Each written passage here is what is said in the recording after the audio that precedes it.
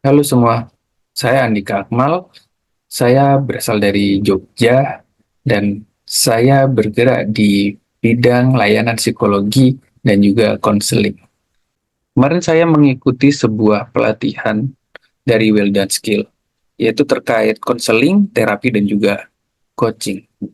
Nah, pada pelatihan tersebut saya mendapatkan beberapa hal ya, terutama juga materi-materi yang sangat menarik dan juga berbagi pengalaman terkait tiga hal tersebut, yaitu konseling, terapi, dan juga coaching.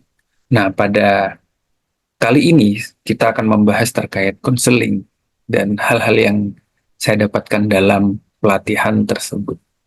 Mungkin sebagian dari kita masih salah paham terkait konseling.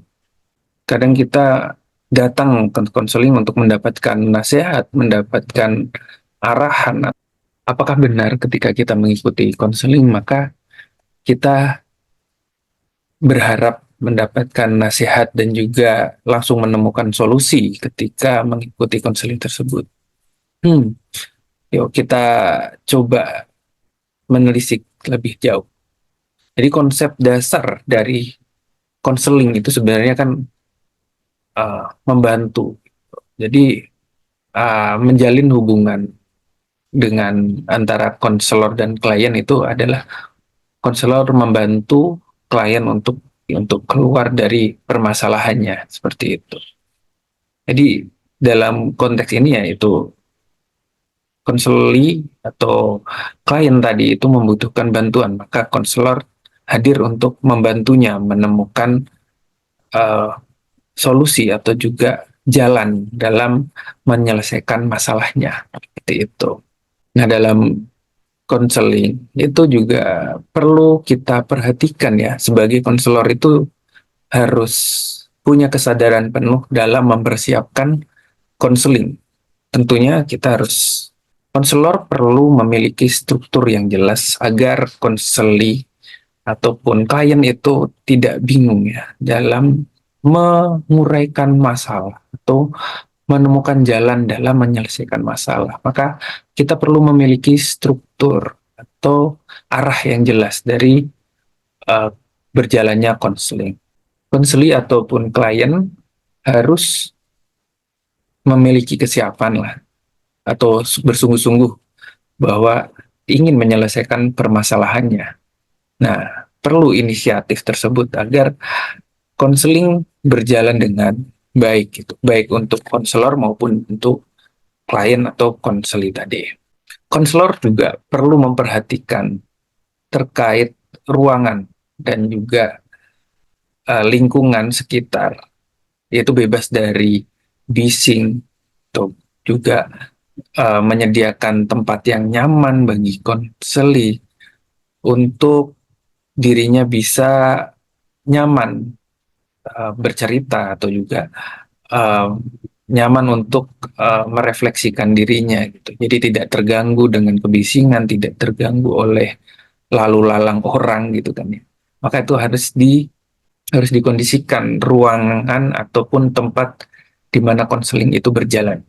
Nah, di sini hubungan konseling itu juga dipengaruhi dengan kualitas dari konselor. Nah, konselor itu tidak semua konselor itu uh, langsung memiliki kualitas karena ada beberapa konselor yang memang butuh pengalaman yang lebih gitu kan, butuh pembelajaran yang lebih banyak seperti itu. Jadi untuk menjalin hubungan dengan berbagai macam klien, konselor itu butuh pengalaman. Nah, biasanya hal tersebut bisa disiasati atau diakalin ya tentunya dengan mungkin menambah relasi, menambah literasi juga gitu agar uh, gap pengalaman tersebut bisa dikurangi gitu dengan menambah pengetahuan dari konselor.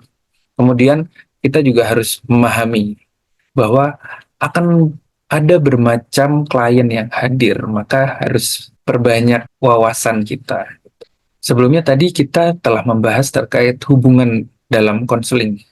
Nah, apa sih yang menjadi penghambat daripada hubungan tersebut?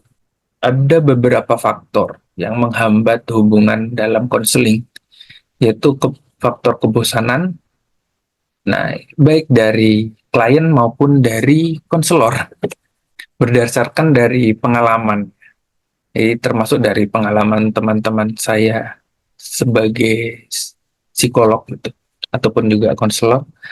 Biasanya dalam 1 minggu ataupun dalam waktu tertentu itu akan berhadapan, ini uniknya ya, dalam 1 minggu gitu. Itu bisa jadi walaupun bertemu dengan beberapa klien, itu klien yang memiliki tema konseling yang sama seperti itu. Punya tema permasalahan yang sama.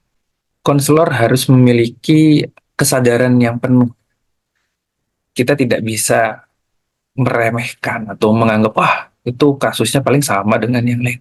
Kita harus tetap objektif dalam menghadapi kasus tersebut karena setiap individu itu memiliki ciri khas ataupun juga keunikannya masing-masing. Jadi permasalahan yang mungkin punya akar masalah yang sama belum tentu ya nanti berkembangnya jadi sesuatu yang sama seperti itu. Kita harus lebih objektif dalam melihat. Namun dalam faktor kebosanan itu erat kaitannya dengan energi atau kelelahan dari konselor maupun klien seperti itu. Maka di sini konseling harus dijalankan dengan kesiapan yang benar-benar matang, kesiapan dari kedua belah pihak. Maka apakah benar-benar konselor sudah siap dan kita harus memastikan juga apakah klien benar-benar sudah siap untuk menyelesaikan permasalahannya. Seperti itu. Dalam berjalannya itu tidak selalu akan lancar ya. Hubungan dalam konseling tuh mesti akan ada yang berbeda-beda dari setiap klien. Ada yang dia sejak awal nyaman, bisa langsung bercerita banyak. Ada yang dia masih blocking, masih membangun tembok di antara konselor dengan dirinya seperti itu. Jadi itu perlu kita waspadai dengan keterampilan kita untuk memancing atau juga memahami klien.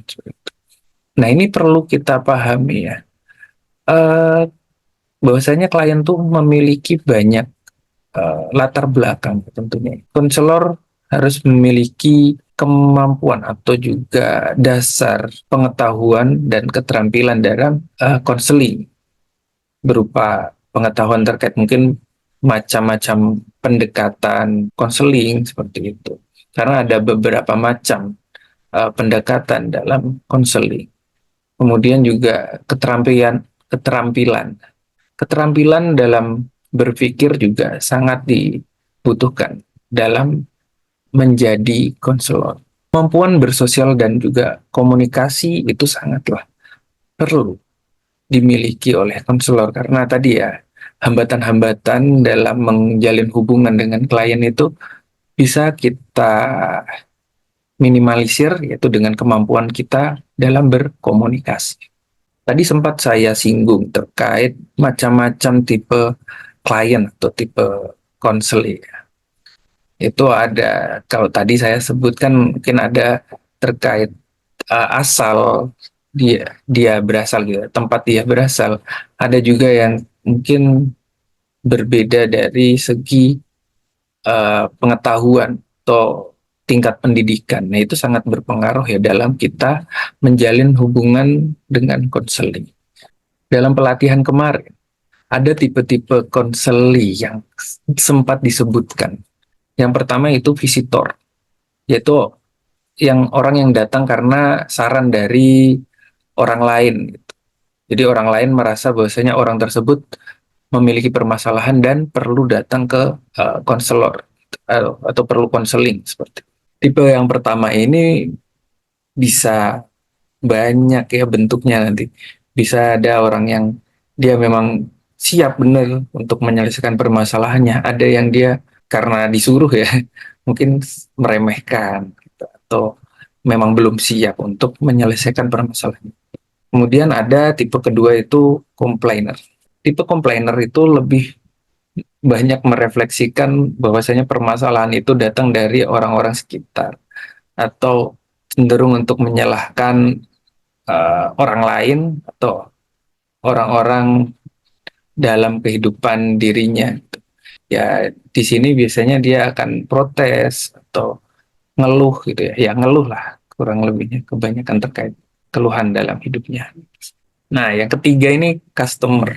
Nah, dia orang yang datang karena memang sadar dan siap untuk mengidentifikasi atau juga siap untuk mengetahui permasalahan atau pengen tahu jalan untuk menyelesaikan permasalahan tersebut. Nah, itu hal-hal yang saya pelajari dalam pelatihan kemarin. Mungkin ada banyak hal lain yang saya pelajari juga dalam pelatihan tersebut, namun itu adalah sebagian yang hari ini bisa saya sharingkan. Terima kasih telah menonton video ini. Semoga bermanfaat dan untuk hal-hal lain yang mungkin ingin didiskusikan, boleh banget untuk komentar di bawah. Terima kasih semua.